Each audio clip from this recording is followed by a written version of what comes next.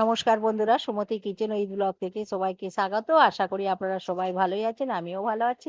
আজকে একটা নতুন রেসিপি আপনাদের সঙ্গে শেয়ার করেছি। আজকে করেছি ভেজ স্যান্ডউইচ। ভেজ স্যান্ডউইচটা কিভাবে করলাম আপনারা প্রথম থেকে শেষ পর্যন্ত দেখবেন, আশা করি ভালোই লাগবে। আসুন তাহলে দেখুন কিভাবে ভেজ স্যান্ডউইচ বানালাম। এখানে একটা শসা নিয়েছি, শসাটাকে ছাড়িয়ে নিচ্ছি। আর যে সকল নতুন বন্ধুরা আমার চ্যানেলে প্রথম, অবশ্যই চ্যানেলটিকে সাবস্ক্রাইব করবেন, পাশের বেল বাটনটি অন করবেন, সবার সঙ্গে শেয়ার করবেন, লাইক করবেন আর কমেন্ট করে জানাবেন আজকের ভেজ স্যান্ডউইচ কেমন হয়েছে। শসাটা ছাড়ানো হয়ে গেছে, এবার শসাটাকে পিস করে নিচ্ছি। একটু পাতলা পাতলা করেই পিস করে নিতে হবে, মোটা করলে ভালো লাগবে না। শসাটা কেটে নিলাম, শসাটা ছাড়িয়ে পিস কেটে নিয়েছি। আর এখানে নিয়েছি স্লাইস ব্রেড। স্লাইস ব্রেডের মধ্যে বাটার লাগিয়ে দিচ্ছি। বাটারটা আপনারা কম বেশি করে লাগিয়ে দেবেন। আমি আমার মতন করে লাগাচ্ছি বাটারটা, আপনারা আপনাদের মতন করে লাগাবেন। আর একটু বেশি করে বাটার লাগালে খেতে কিন্তু ভালোই লাগবে, খারাপ লাগবে না। আর সবগুলোকে এইরকম করে বাটার লাগিয়ে দিচ্ছি। আর আমি বাটারটা লাগিয়ে ভাজবো। বাটার লাগিয়ে ভাজলে সুবিধে হয়। সবগুলোই বাটার লাগানো হয়ে গেছে। এবার এইগুলোকে ভাজবো। একটা সসপ্যান নিয়েছি, সসপ্যানটা গ্যাসে বসিয়ে দিয়েছি, গরম হয়ে গেছে। এবার একটা ব্রেড তাওয়ার মধ্যে দিয়ে দিলাম। যে দিকটা বাটার লাগানো আছে সেই দিকটাই দিয়েছি।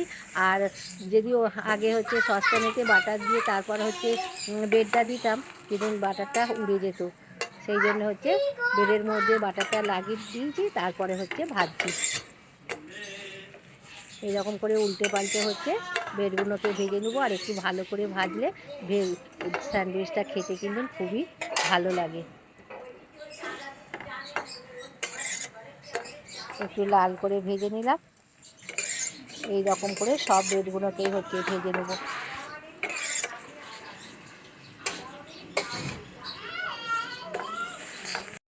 আর একটা দিয়েছি, এটা একটু কড়া করে ভেজেছি। সবগুলোকেই ভেজে নিলাম।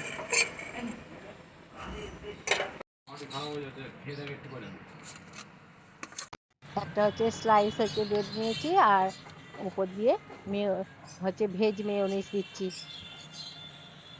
যেহেতু ভেজ স্যান্ডউইচ সেই জন্য ভেজ মেয়োনিজটা দিচ্ছি। আর মেয়োনিজটাও আপনারা কম বেশি করে দেবেন। বেশি করে দিলে খেতে তো ভালোই লাগবে, আমি একটু বেশি করেই দিয়েছি।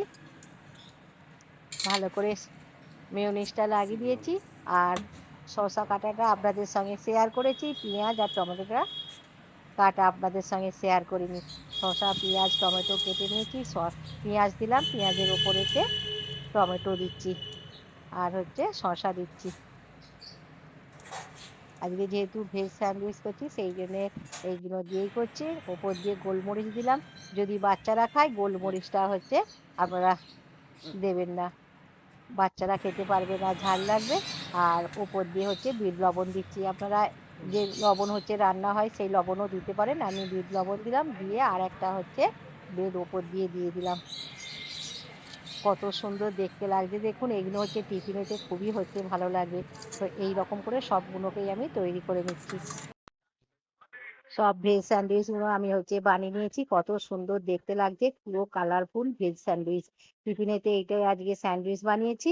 আশা করি আপনারা প্রথম থেকে শেষ পর্যন্ত দেখেছেন। আবার কোনো একটা নতুন রেসিপি নিয়ে দেখা হবে। ততক্ষণে আপনারা সুস্থ থাকবেন, ভালো থাকবেন, আর অবশ্যই আমার পাশে থাকবেন। নমস্কার।